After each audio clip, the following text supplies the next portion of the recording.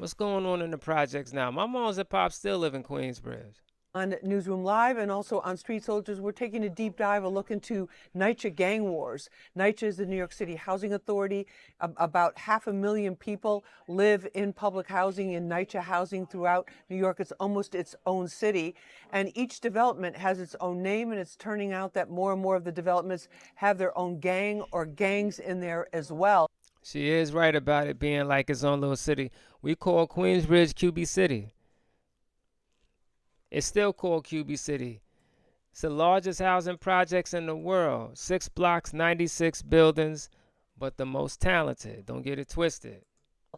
And I really wanted to take a look at this because when I learned of the murder of the 7-month-old baby Kaori Patterson Moore, the police, the NYPD, said right away that this was the result of a gang war between individuals from the Marcy houses and individuals from the Bushwick houses, and Oh, that the baby wow. was not the intended target, but she unfortunately was hit by one of these bullets and killed. Her little Sad. brother, her 2-year-old little brother, was grazed. He's okay, we're told. So we wanted to take a look at this. So I want to show you a news piece that we did on the NYCHA gang wars. Take a look at this. Show a steady decline with shooting murders in 2025, less than half of what they were in 2024.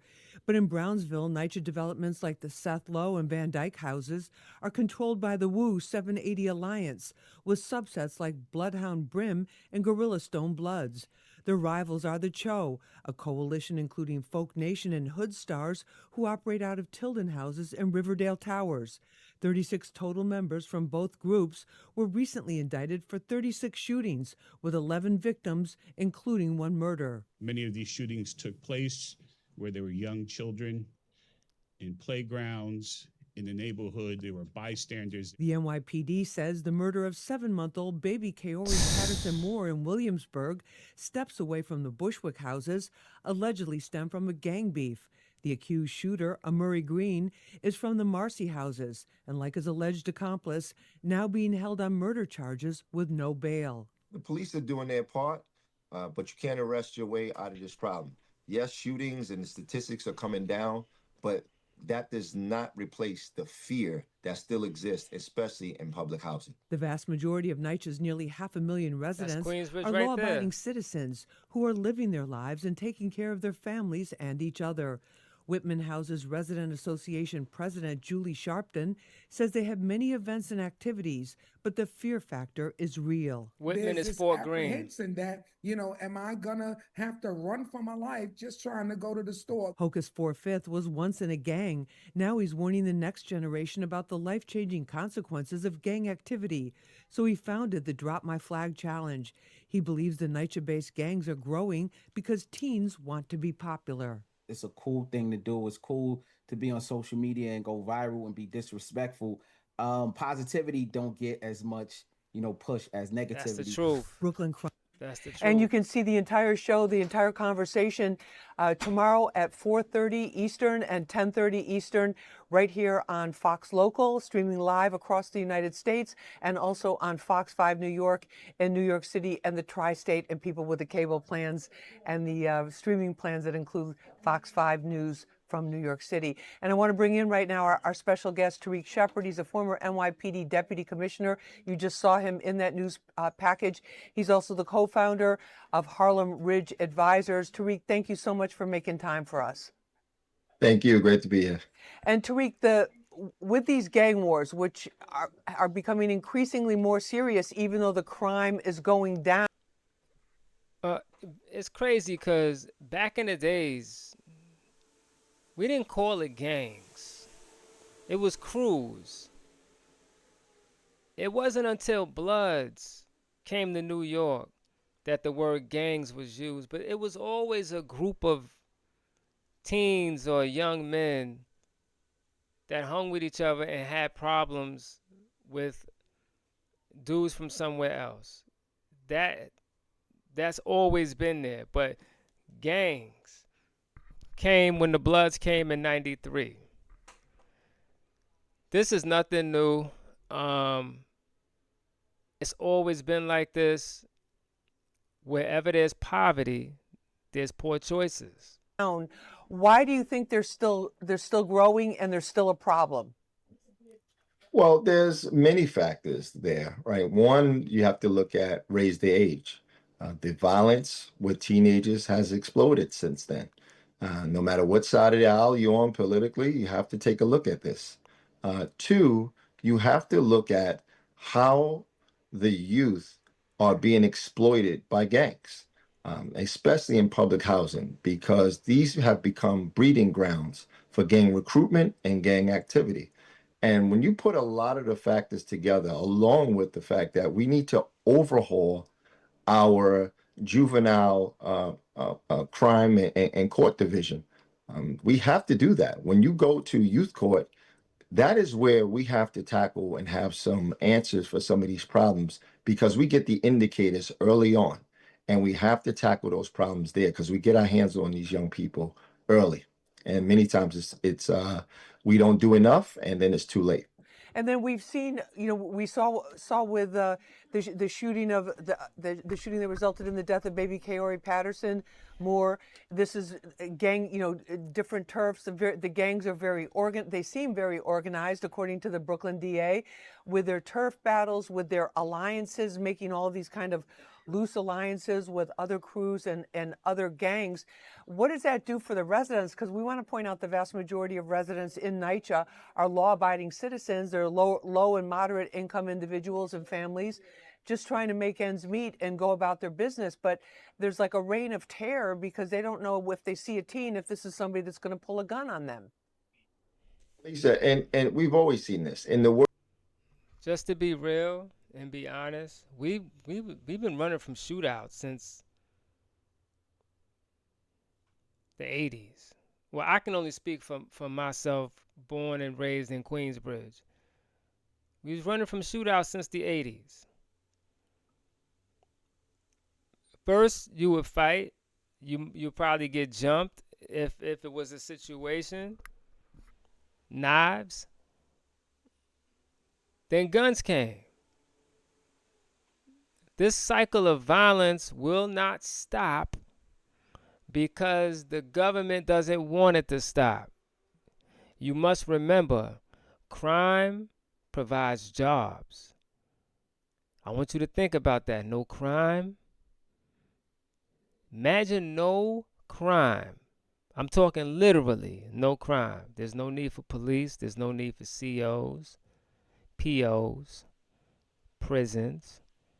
There's no jobs. Crime is money. And as long as you can remove services and keep people down in a certain way, you'll always have crime. This will never end. Worst neighborhoods, the overwhelming majority of people, just like in the suburbs or anywhere else, they're law-abiding people. They want a safe community. They're supportive of public safety. They just want help. But we have that small percentage that just terrorizes these neighborhoods. And the mission of the police department is not only to reduce crime, but it's also to reduce fear. And that is where we're struggling. We're doing a good job of takedowns and making big arrests. And that's a band-aid approach to this. What it's not impacting is the fear.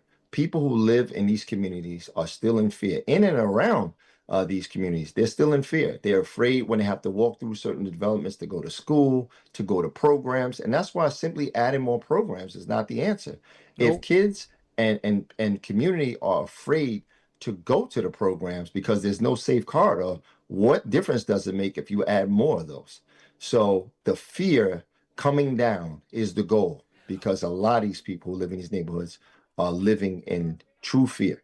And as we heard in the show, which people will hear tomorrow from Julie Sharpton, the president of the Resident Association at the Whitman houses in Brooklyn, is that some of the seniors there are afraid to even leave their apartments to take out the trash because they're afraid that something's going to happen to them on that point. But let's turn to this incident that happened on April 16th at Roy Wilkins Park.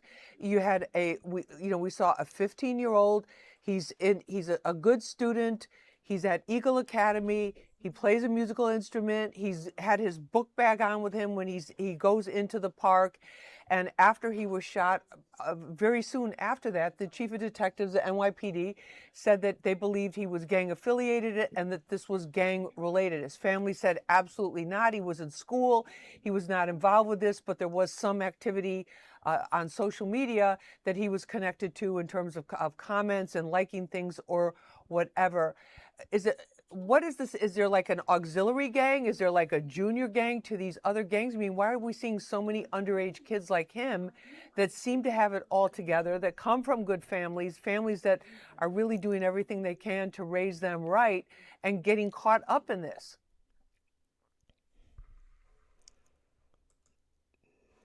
It's simple.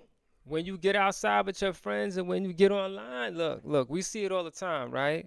Kids come online and talk crazy because you can't see them. But when you do that with somebody that knows you, or it's people who know you, or school, so on and so forth, then there's consequences. I don't know the kid. I don't know what he might have said, what he might have did. Rest in peace to him. He didn't deserve to die. But these things happen. I don't know why they acting like they don't know what's going on. For one, it's a million. I'm not going to sit here and name all the reasons, right? The parents, no knowledge of self, no understanding, family, the environment, the big man on the block getting the money, so on and so forth, looking at him. We went through all of that. Nothing has changed. I know for me, had I gotten the knowledge, had I read Elijah Muhammad's book, Message to the Black Man, as a teen, as an early teen, if I had an uncle or an aunt or somebody older than me to say, here, boy, read this book and understand what's going on out here, I'd have never got into some of the things I got into. So there's a million reasons. I don't know where the help begins. That's the problem. That's the impact of social media.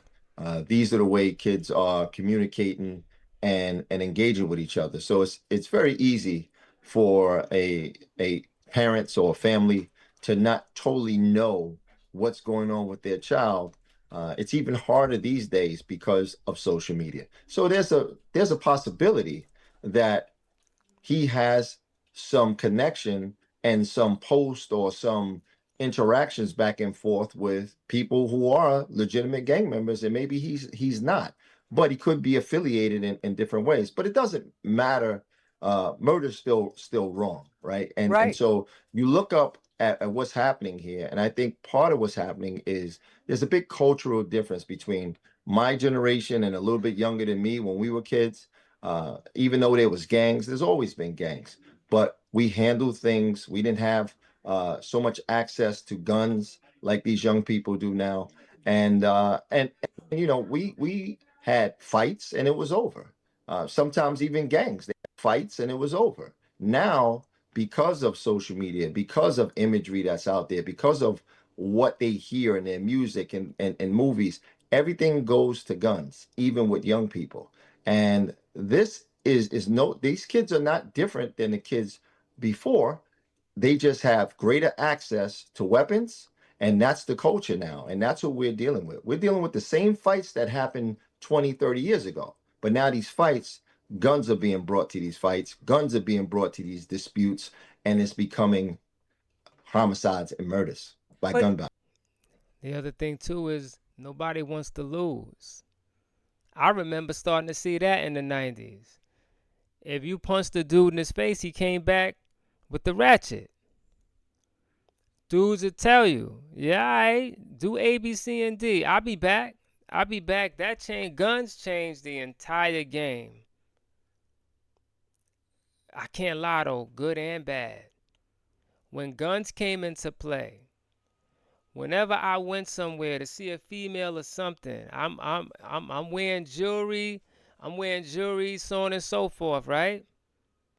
Dudes assumed when I went into their projects, he must be carrying.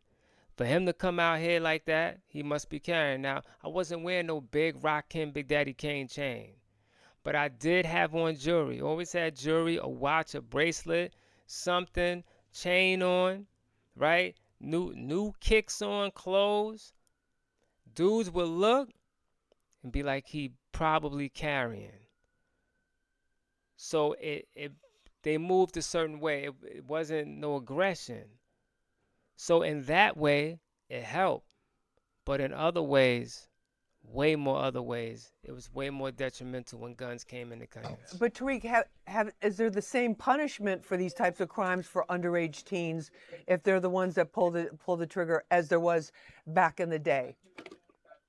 I don't think so. I think this is something that no matter what side of the aisle you're on, the city is going to have to sit down and come up with a real youth plan. What is the plan for these teenagers when they're not in gangs? What's the plan to get them out? What's the plan when you are committing acts of violence before they become homicides?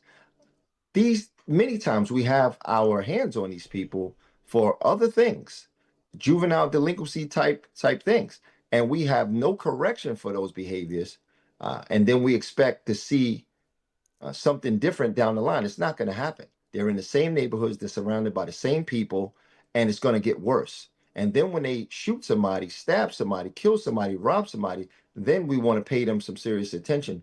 But we failed in the early going. So the city has to come up with a holistic plan for youth.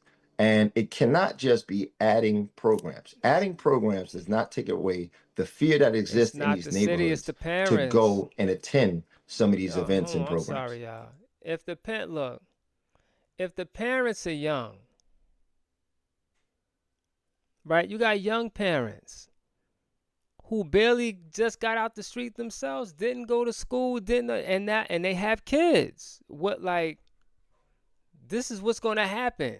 Do you think there needs to be boot camps? Some people say boot camps for underage teens where they're actually taken out of the environment, taken someplace else, or sent someplace else. Is that the answer or one of the Oh, answers? without a doubt. It's not the answer for everybody, but if you're a borderline kid, and we're looking to straighten you out, I think we first have to consider how can we get you out of the environment that you're in.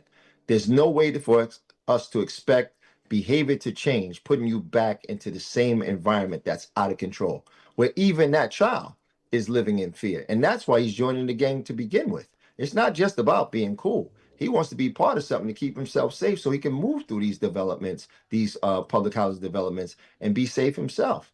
And so if we're able to remove you, we're able to put you somewhere else where you can learn a skill, learn a trade, but you also can possibly enroll to serve your country. We would produce young men that we can be proud of. We just have to remove them. Many of these kids have a tremendous intellect. They have intuition. They're smart. They can do amazing things. But the environment that they in, they look at it as like living in hell, and so they have no hope. And that's the behaviors that you see. No, absolutely. How concerned are you that this is a trend that could get worse as the summer months are upon us? Well, the summers tend to be a lot more challenging because there's no school and there's youth everywhere hanging out. It tends to be a time where because the weather is warm, everybody likes to be outside, and along with that comes crime. Along with that comes parties. That's not just in the projects though. That's everywhere. That's everywhere. The minute it get warm, people start acting out of control. And when you have guns around, that can lead to more violence. And so I'm concerned because we really don't see a plan for these kids that is working. It's got to be concerning because there are going to be more of them in the next couple of months. And so, without a true plan, I think the fear that people have is real and it's justified. And then in terms of the of how quickly detectives, because it hasn't even been a month yet, they had Zahir Davis, the 18-year-old who was charged with the shooting, this 16-year-old who was arrested and charged yesterday, underage, so we don't have his name and don't show his face, of course. But what about, how do you feel about the job that these detectives did from the homicide division in the 113th precinct and the Queens DA in getting these cases moving so quickly? Yeah, we oftentimes talk so much about when the system fails and we don't get it right. But one thing for sure, the investigators in this city are top flight. They're the best, I think, in the country for sure. And they put a lot of time in. You don't realize how much time they are not seeing their own families to go help other families and to bring them closure. And just hats off to them. Nothing but admiration and respect for the detectives. Joe Kinney runs such a good shop over there at the NYPD detectives, and obviously the DA squad and District Attorney Cass people. Phenomenal job.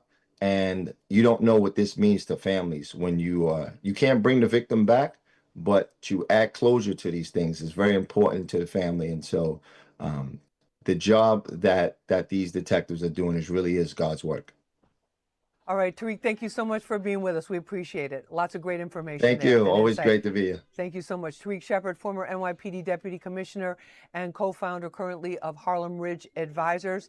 We're going to take a short break. When I got to a certain point where I needed things. I wanted things.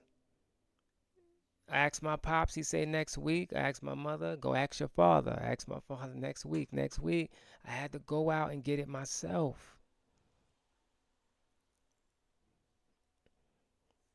I don't know what the answer is. To me, the only answer is knowledge of self. Understanding who you are, where you come from, and what your responsibility is as a young black man. It starts from there. If you do not have that, you are prone to the trick knowledge. And in my opinion, the city not doing nothing because they don't care to do nothing. In my opinion, now I could be wrong, but the way I see things and the way I experience things, they don't care. It's like killing two birds with one stone. Black kid kills another black kid. Let's hustle. Let's work hard to get this dude off the street. We got one dead. We got one in prison for the rest of his life. Crime means jobs, overtime. To me, that's why they don't really care to stop it. In my opinion, they could if they really wanted to. They don't want to. Why? It's black people killing each other. Why stop it? That's their problem. And it is our problem. Just because you poor doesn't mean you gotta kill and you have to exploit and do things to your own people. I was never with having drama in Queensbridge. Why do I want to look over my shoulder where I live at? Worry about something happening to my sister or to my mother or father when they come outside because of shit I was doing. So nah. There's so much to cover with that. That is a whole conversation. This we could be here for hours with this. To me, the answer is knowledge of self. It calms the savage beast or whatever aggression you have in you. It calms all that down. Just ask the brothers that have it. Like, comment, share, subscribe, Brother DQB Radio. Peace and blessings.